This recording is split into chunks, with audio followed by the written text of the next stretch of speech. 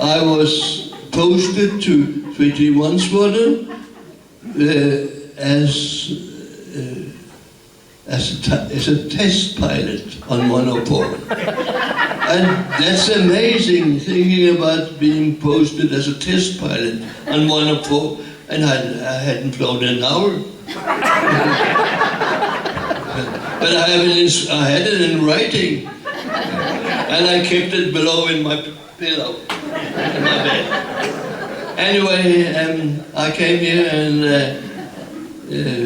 I enjoyed it very much. It was a lot of work, of course. We had to sit down, and we had no simulator. We didn't expect to have a second two-seater. We sat with the books and painted and wrote and painted and wrote and painted and wrote and listened to Joe Nevers and John Tafferty intensely. I was down south on the 338 Squadron, flying F-84s and F-86s before I was posted to 331, when they were selecting the guys to check out on the F-104, and I was pretty lucky to be up here by that time. We had a wonderful time coming up, and I guess it was Shibby's former squadron commander who picked out some of the guys who were going to fly the F-104, and he selected from his squadron, from the old crew, and some of us came up from the south. Well, they couldn't have only captains and flight commanders at the squadron, so they had to pick some young ones as well.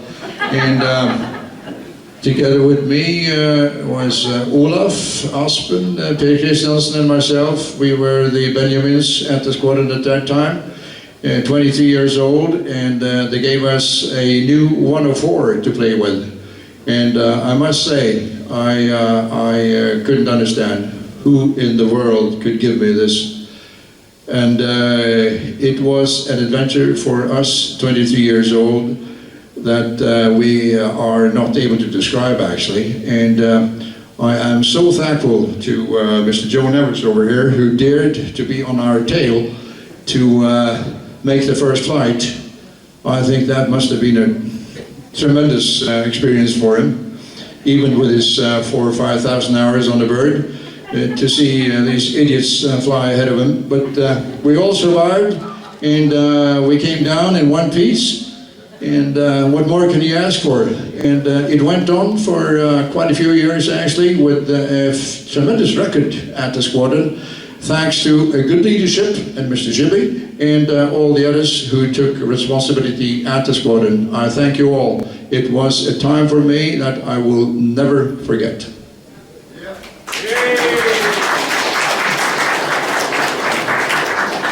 Jan Helsing. I've always been on the 331 squadron, and that time on the 104 period is the best period of my life. Unfortunately, excuse me to Joe Nevers today actually, I cannot remember my first flight. It's gone, it's disappeared, but I'm still here. You were cautious. Yeah, I think so. But what really scared me was the cocktail we had to drink after the flight. The cocktail is okay, but I put it on fire, and that scared the shit out of me.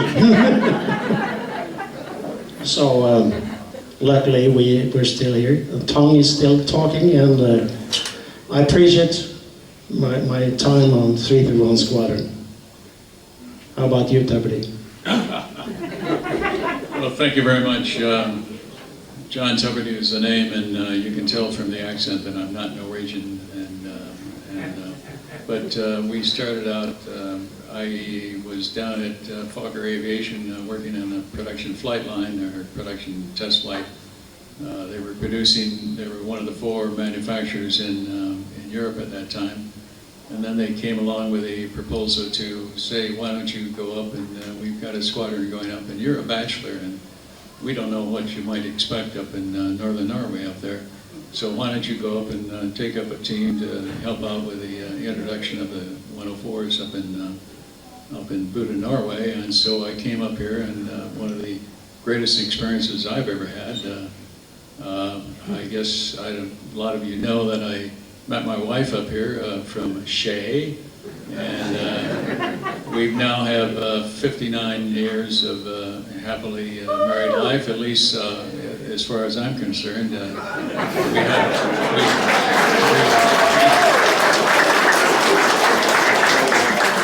But among the contractors we have up here, we had several of the contractors for the Lytton and the avionics and so forth. One of the other fellows found a bride up in Bodø. So, and also, from what I understand, Mr. Odd Gilbo was also a bachelor arriving in Bodø and became a married man up in Bodø. So I think it's a very dangerous place to send people to Bodø, Norway, because of all these lovely ladies that are around, and it's been very fortunate, and I've enjoyed it, and I've enjoyed my trips back here with to see the in-laws and with the grandchildren and everything, and it's wonderful to see all of the friends again that I've met over these years, over those past years, and it's certainly been an enjoyable experience.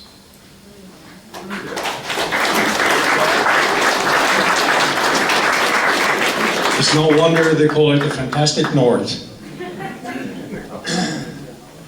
Yeah, my name is Odd Loven. We have 3 odds over here, but mine is the first. I was educated in Canada. I'm in the Canadian Air Force. Got my wings in '59. Joined 331 in '59, and I was so happy to be one of the selected 13, staying on 321 when we got to 104.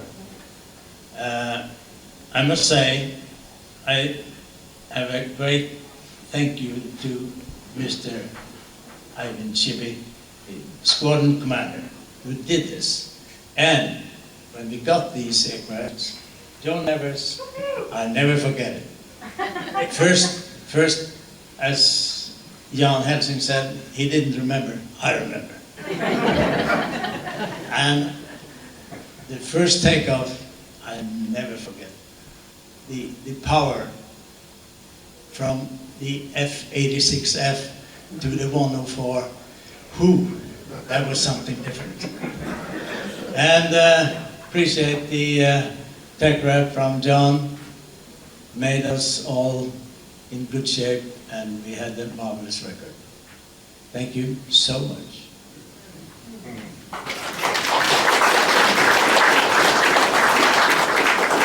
I'm glad to be here after 50 years of long solitude here with my friends there.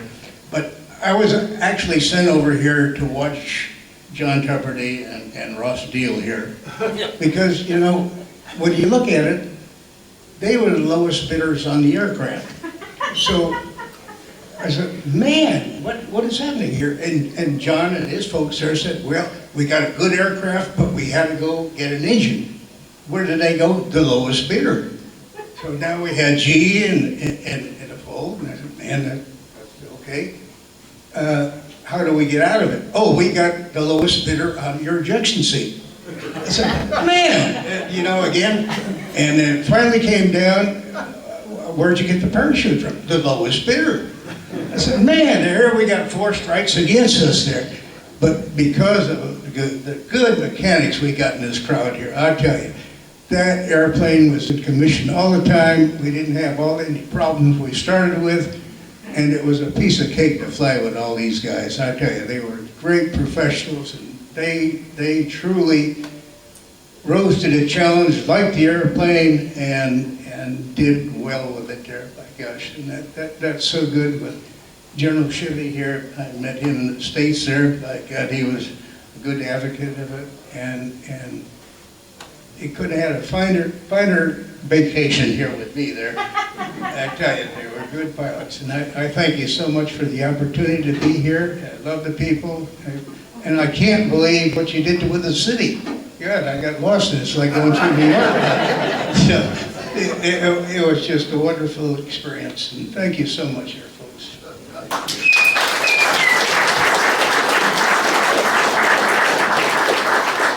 Just a small comments, because they said that John Evers got around 4,800 hours on this aircraft. But Ross, he said, you got more than that, man. You got over 6,000. Yeah, but I don't count the two-seaters.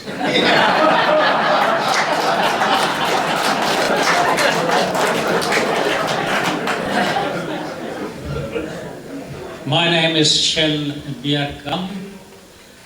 I was stationed in Bodø flying F-14G on 339 Squadron when I was asked if I was eager to go to 331 Squadron flying 104. And I said, thank you very much. And I joined the squadron in November, December '62 and flew the F-84 with 4 tanks. That was a lousy aircraft. And I remember my first trip in the 104, flying with John Evers here. And as you know, no Americans can pronounce my name, Bjerkan, that will be beer can.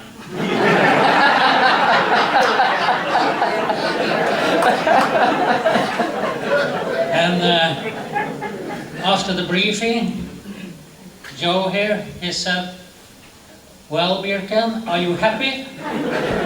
Yes, sir. I said, okay, let's go flying. And off we went. And it was a hell of a ride. And I've flown so fast. So thank you very much for keeping me alive.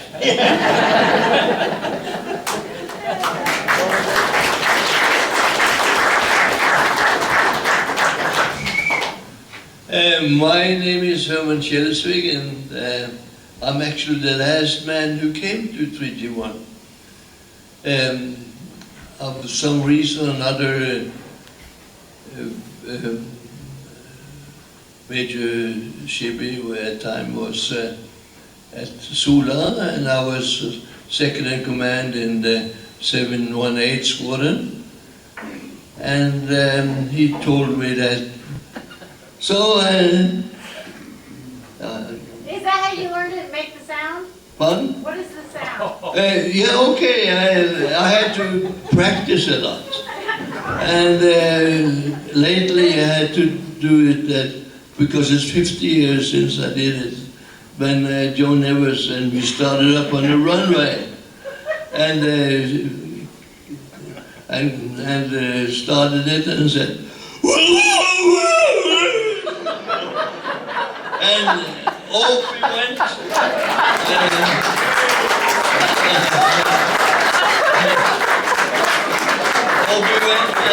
And it went very fast. And I remember I went straight ahead until I didn't dare to go straight ahead anymore. Then I turned right.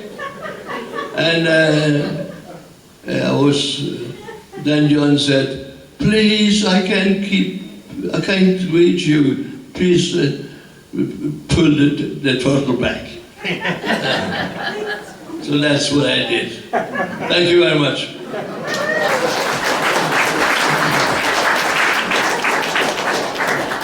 Just one correction there. He misunderstood this about the test pilot. What we meant was we were going to test him.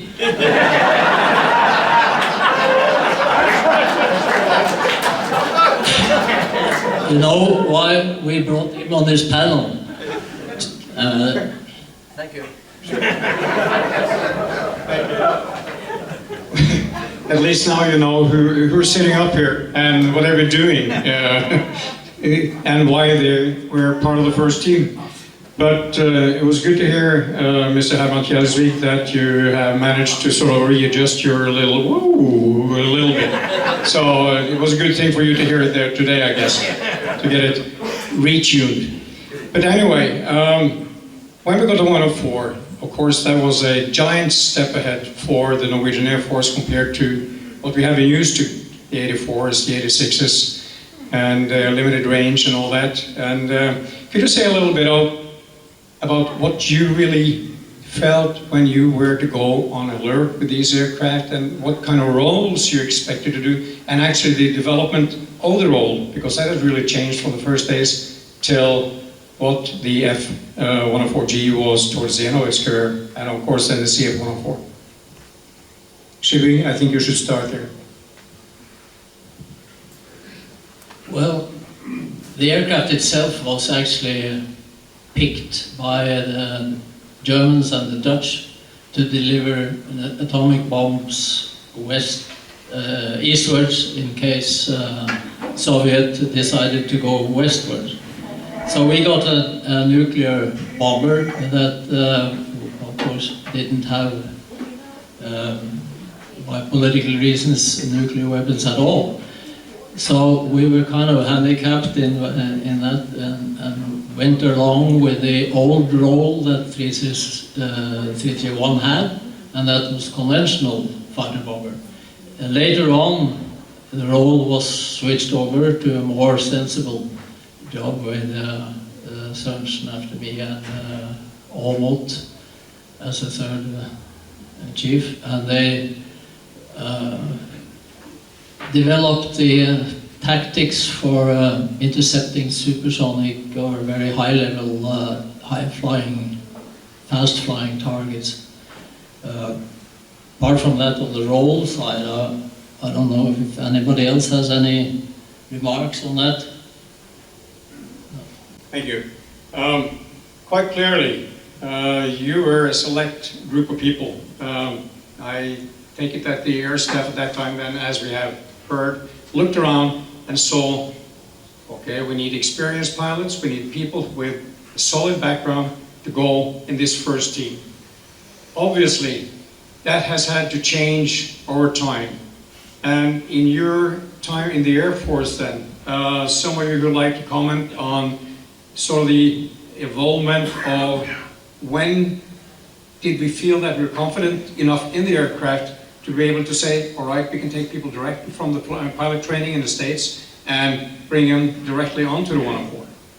Anyone who would like to comment on that? Back to the squadron commander. Deputy. There you go. It's mentioned already, we didn't have a two-seater to start with. So all these people were checked out on a single-seater without simulator or anything.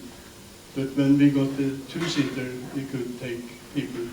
And we didn't decide, actually I didn't, who was coming. So we had to take what we got, and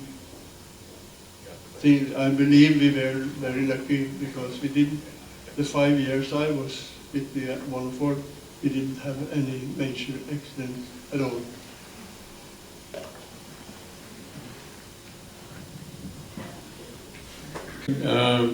Made a big change in how to do things.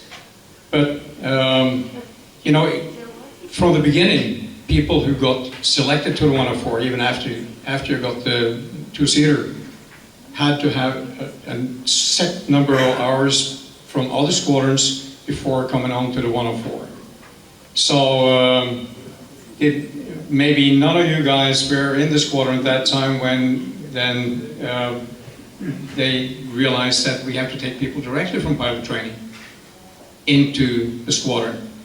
That happened a few years later, and we initially didn't see any problems with that. So I think the 104, couldn't you say that the 104 is an aircraft, if you just handle it correctly, it is a forgiving aircraft. Anyone who would like to say anything about that, or did you have any bad experience with the aircraft? Joe, maybe you should be the one to comment on that.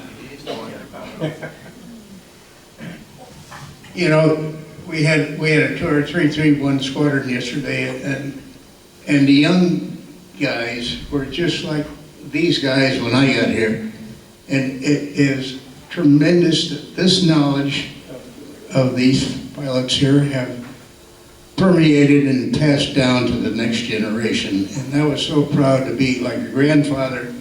And here's my students, and watching the other students absorbing all this knowledge. It was truly amazing to me. And I think knowledge flows down. You can't keep it to yourself. You got to pass it on to the next generation, and they did well there.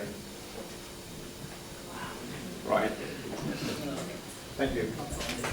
Now, into a too long session, we actually be going for about 45 minutes now. I would like to encourage you guys sitting up here to tell us if there are stories you haven't told before, stories you finally would like to share with the public here, experiences when flying the 104. I'm not talking about any other experiences, but related to the 104. Anyone who has anything who would like to share with the public there?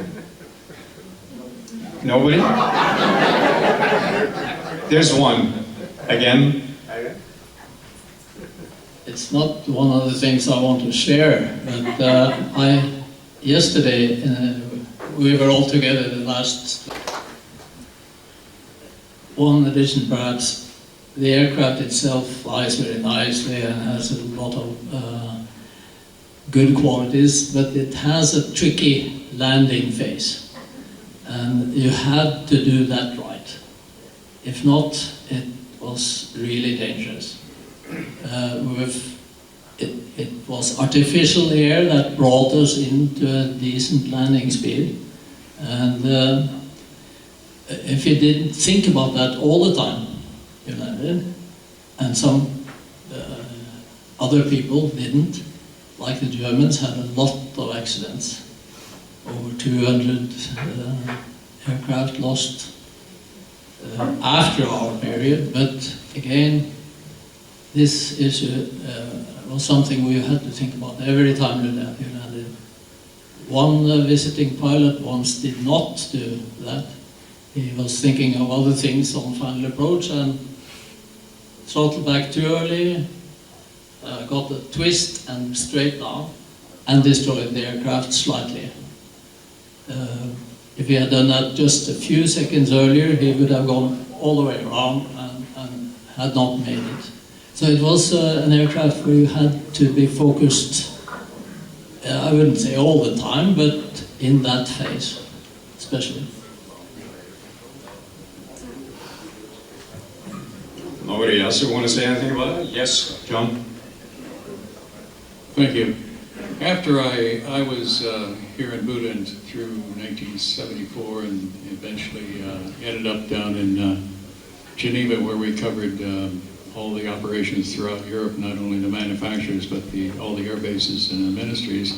And we used to keep statistics on attrition rates, and I'm sure all the pilots here are very familiar with attrition rates.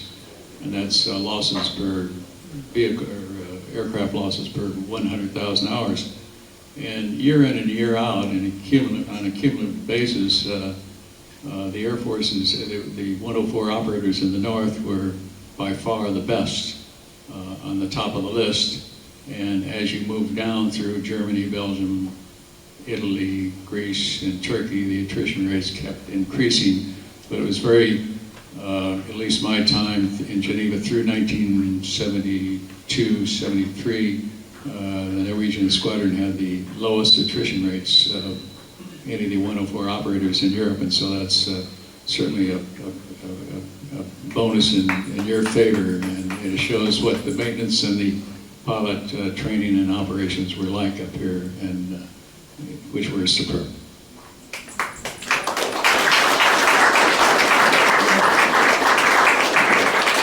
No, you're absolutely right. 10 years with no serious accidents, that's quite a record, I guess, in the 104 story. So that's extremely good.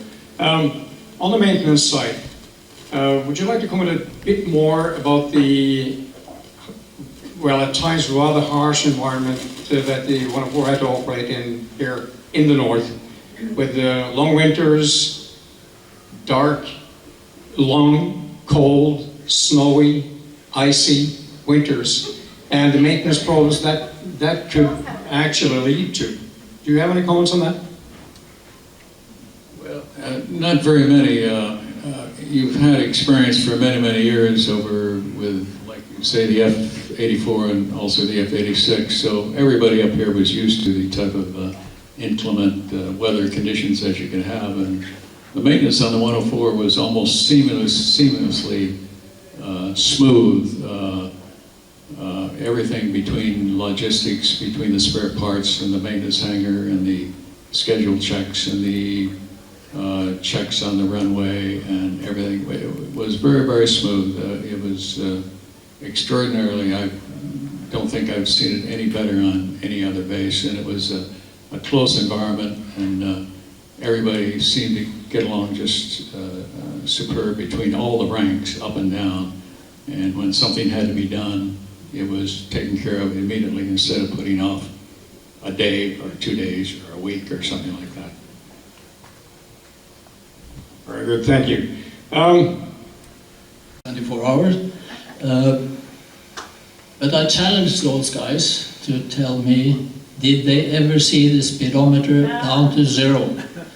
No one has actually said, yes, I did see it. Because this aircraft was, as I could perhaps do it on television here. When you took a loop and you pulled too much on the trigger, it kicked you out. First gave a warning, shaking stick, and then it kicked you out of the loop. And that was okay. When you did this up here on the loop and was kicked up, then you went straight up. And then you got scared and pulled very hard, and then you got another kicker. So you kept on going up. So some of these, I did follow one of them. He may be sitting in the audience. He went straight up, and I had to try to follow him. So I have been flying formation in zero airspeed.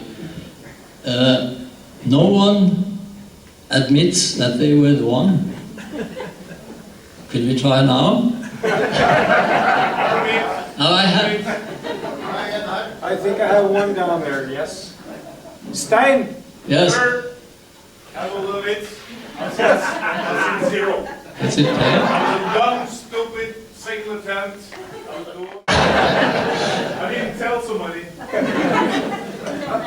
That must have been just before I came to the squadron, wasn't it? That's right. But I know there's one more person in the audience who actually claims to have seen the 0. Stein Klaveness, where are you? Is he in the back there?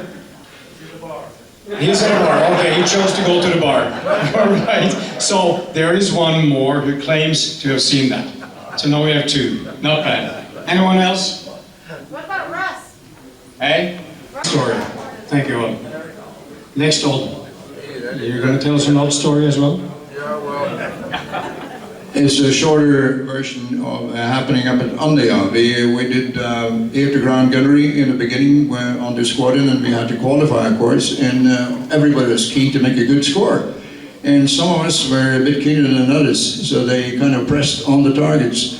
And before doing air-to-ground gunnery, especially strafing, you had to switch off the augmented switch. In other words, this switch that then pacified the system, which the kicker,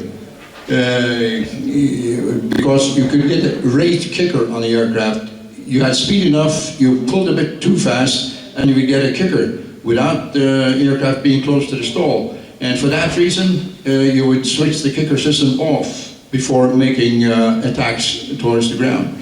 This could be forgotten, and it was, of course, forgotten at times. And one of the hot gunners in the squadron, I won't mention names, and because he's very close to us. And it seems like they don't want to share any of the good stories here. But, yeah, oh yes, we have one. Okay, Paul? Well, ladies and gentlemen, we started out with the F-104 with nevers on our back. And I guess that was a good teaching. And we flew the aircraft pretty good, I think, for quite a while. But nobody must think that you can fly that aircraft without being close to accidents. And I'm gonna tell you that we had one very, very close one. In England at Bentwaters in May 1964. We have had the F-104 for 7 months, and I think I had about 140 hours on the aircraft by then. Shibby and me was taking off on a two-ship formation. We were supposed to go up to Isle of Man and Ireland. And we were rolling down the runway, picking up speed, rotating, everything seemed normal. And I was just about catching on, lifting off very close to his right wing. And I realized when the nose wheel was off the ground that my control stick was stuck. Never teach me how to solve such a problem. So I was sitting there, and what do you do? The aircraft seems to tuck in a little bit on the wing because of the close formation, and I had no control to get the aileron and control it back. Only thing you can do is to pull back on the throttle to lose speed, and I was just about sliding off his wingtip with my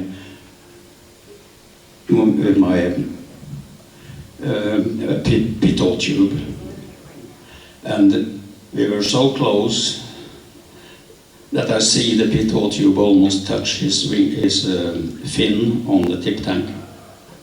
And I pulled further back and saw that the runway was pretty close coming to an end.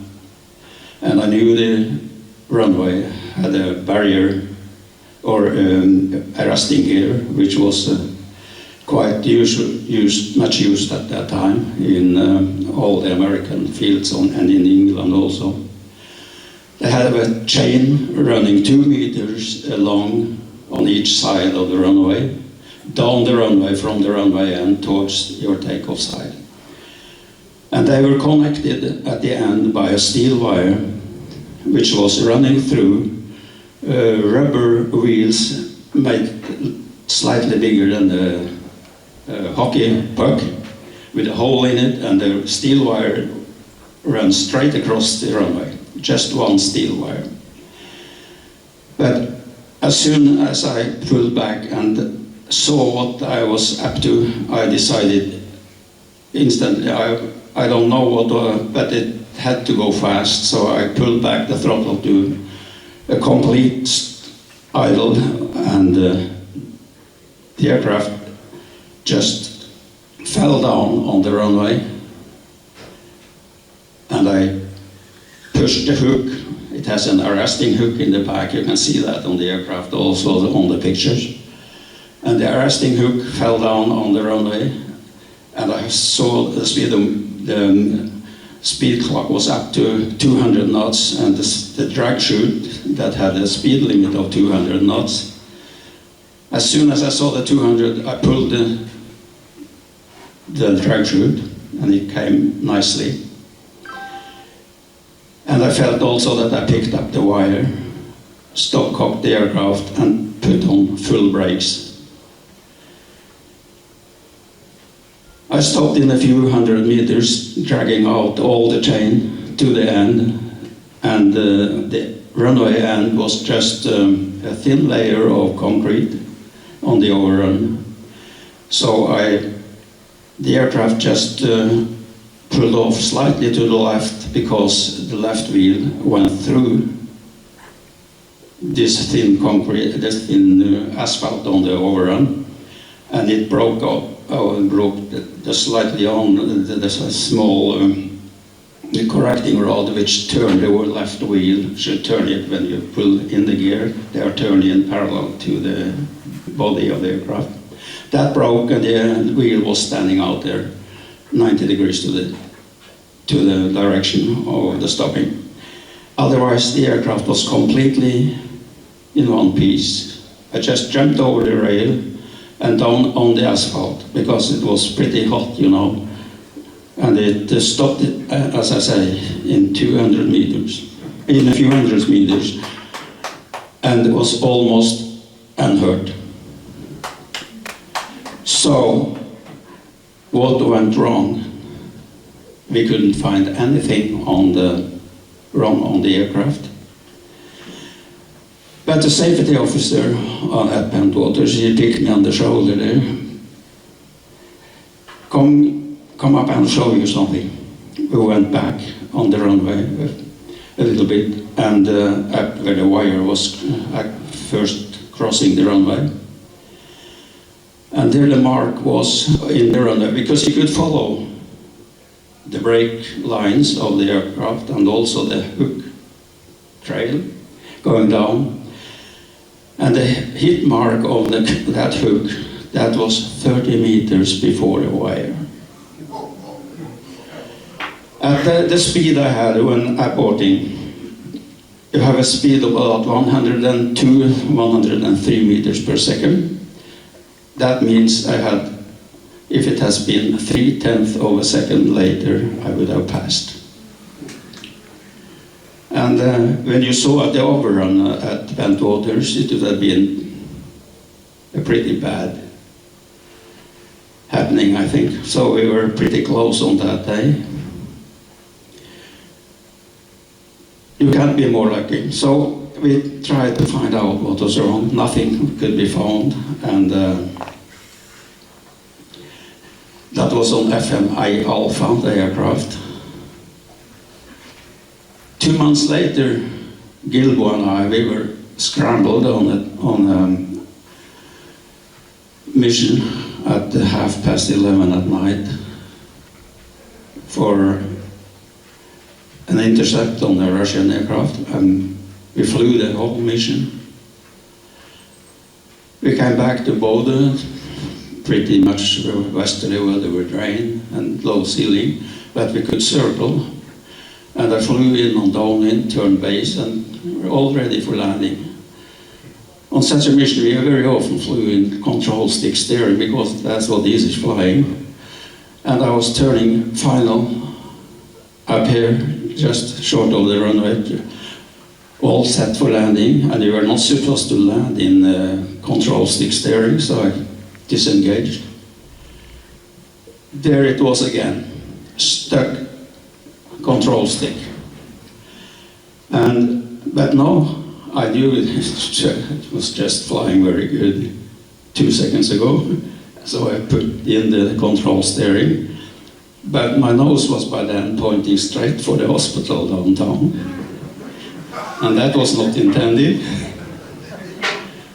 So I put on full power and did the nicest low pass ever made in Bodø city at 1 o'clock in the night.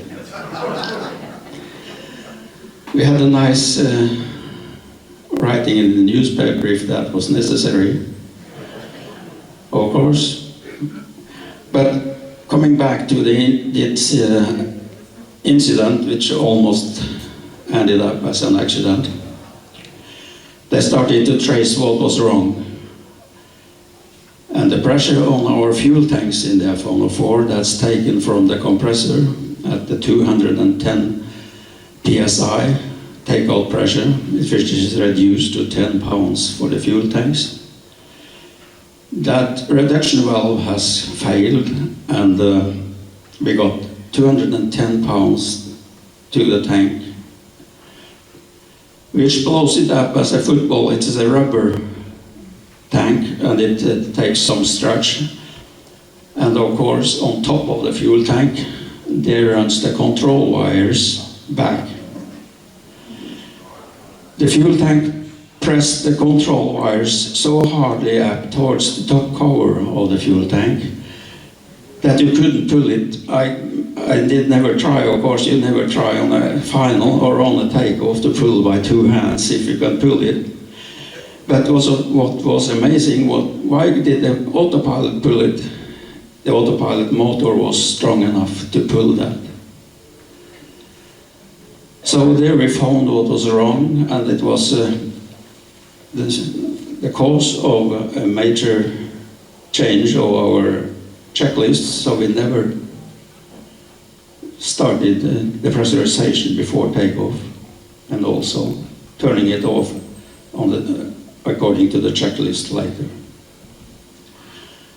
So these control wires, they were so much pressed up on top, and you know the control wires, they are also linked up there with you have a stretcher and the control stretchers on for the wires, and you have even the tanks were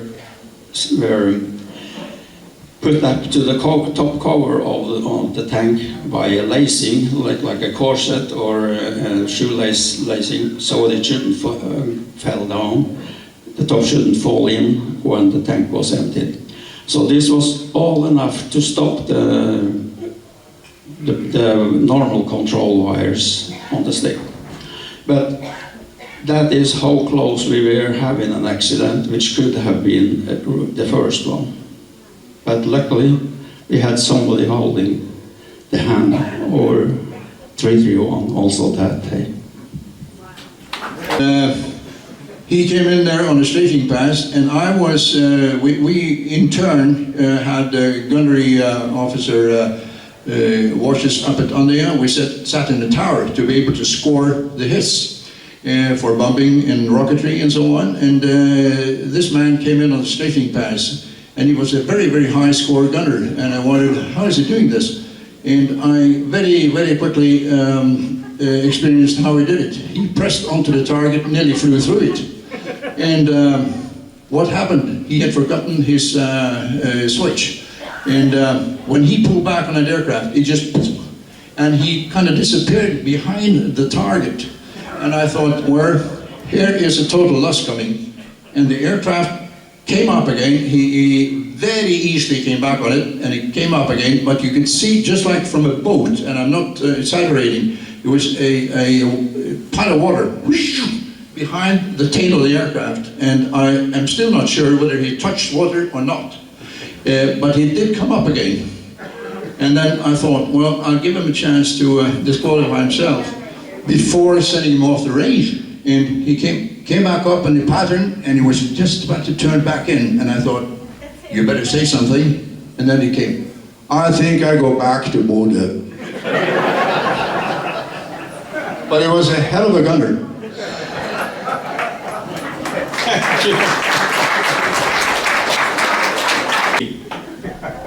Yeah, well, I had this experience with the kicker as well.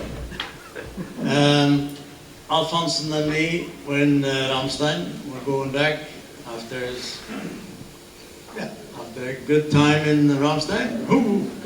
And we took off. I was number 2. And as soon as I picked up the gear, I got the kicker.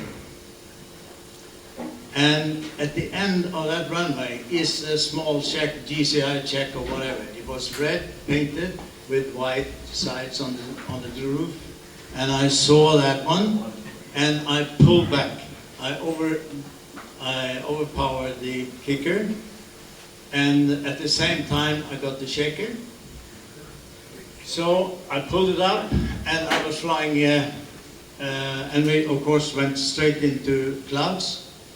So I had to fly formation with Alf, and the kicker, he was winding up, as you know, and came back again, but I had the shaker all the time. So it was a bit rusty going up there, and of course we had these switches behind us, but I didn't dare to leave the throttle, so I kept the throttle in my hand. I couldn't say anything to Alf anyway, because I was so excited about this. So finally, at 30,000 feet, we got in the clear. I moved over, switched over, told Alf what happened, and he said, yeah, I think you were a bit rusty on the formation.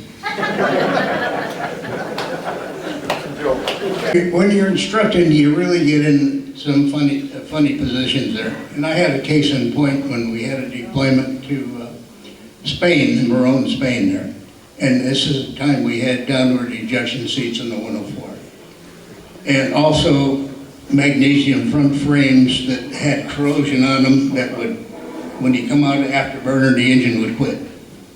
So picture this, the guy's on takeoff, he comes out of afterburner, the engine quits, tries to make a relight, it doesn't, and he's settling down now, and he's got downward ejection. So now he pulls the handle, he's still got a positive angle attack on the nose, so it's not like forcing him to the ground, but it's got a little trajectory here. And there's an olive orchard underneath him.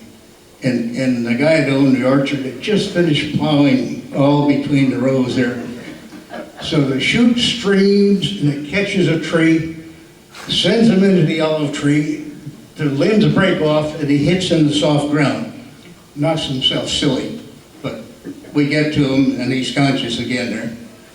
And then because of that, you know, pilots and flight surgeons are not friends at all. So the flight surgeon says, we're going to ground this guy. We need more experience to see how he's doing. So we were at Morón for 3 more months, and he was grounded all that time. So we get back to we get back to George Air Force Base, and it comes time, he goes through all the checks and everything, and the doc says, well, he looks pretty good. Let's give him a flight. So I said, well, I've got a test hop in a 2-place D model, so why don't you come along with me, Kraz, and I'll put you in the front seat and we'll see what happens there. And we go up there and we both shared the same supersonic corridor that Edwards Air Force Base has. So we go out there at 40,000 feet, do our supersonic work, come back, and Kraz is doing a hell of a fine job. He comes back there and lands, and we get back there and the flight surgeon says, well, how do you do it? I said, everything was fine. He's ready to go.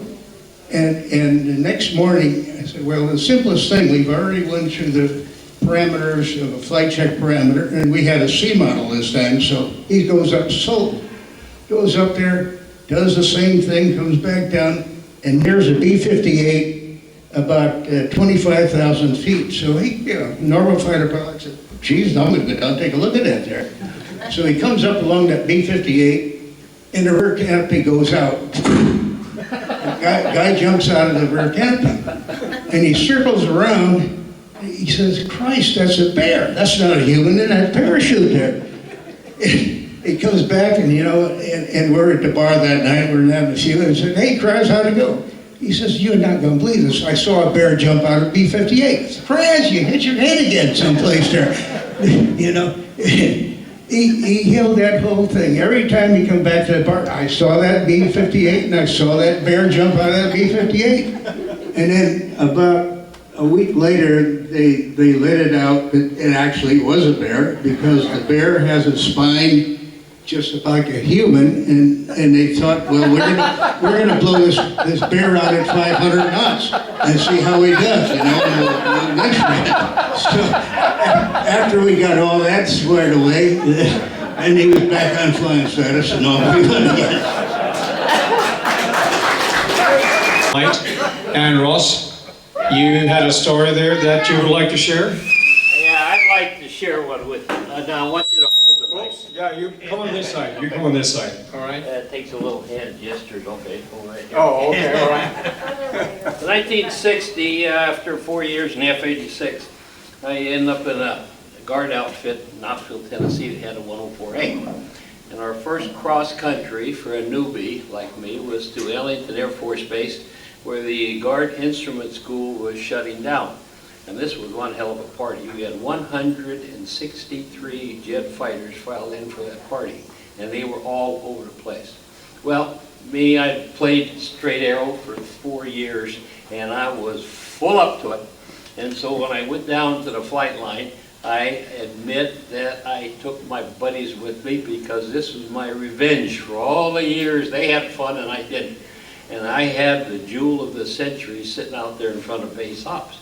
A beautiful, shiny, little, clean 104A. So I'm standing at the counter, filing my flight plan. I got my book out. I'm a new guy. I got 8 or 9 hours in the airplane. I'm still learning a lot about it. And I've got people watching, looking over my shoulders. Here comes an obnoxious jerk instructor from the instrument school named Schiebel. He was a major. Black horn-rimmed glasses. He looked like one of these TV comic characters. His main thing in life was T-33s, instrument approaches, 100 foot and a quarter mile. We kept hearing that over and over and all that. So Schiebel comes up very close. Now, the 104 still had one hell of an exotic reputation, okay? So I'm looking there, and I don't know, I had a feeling that maybe this was my big chance to stick it to this guy, see? So I tell another guard buddy of mine over here, I says, Patrick, there's one interesting thing about this 104. They optimized the pedostatic system to be accurate supersonic, but there were errors subsonic. This was characteristic of the A model, not in the G. And Patrick says, yeah, so what? Well, Major Schiebel, he took the bait. Him with his thoughts of GCIs, the GCAs, 100 foot, a quarter mile. You see, he walks over and he says, what do you mean? An error, subsonic. Like what? I said, oh, about 300 feet. 300 feet? He says, well, what do you do in a GCA pattern? Now, remember, this airplane had a wild reputation. So he bought it. So I says, no problem, Major. When you want to check the altitude, you just shove the son of a bitch and burner. You go supersonic, check your altitude, come back on the throttle, and continue around the GCA pattern. He bought it hook, line, and sinker.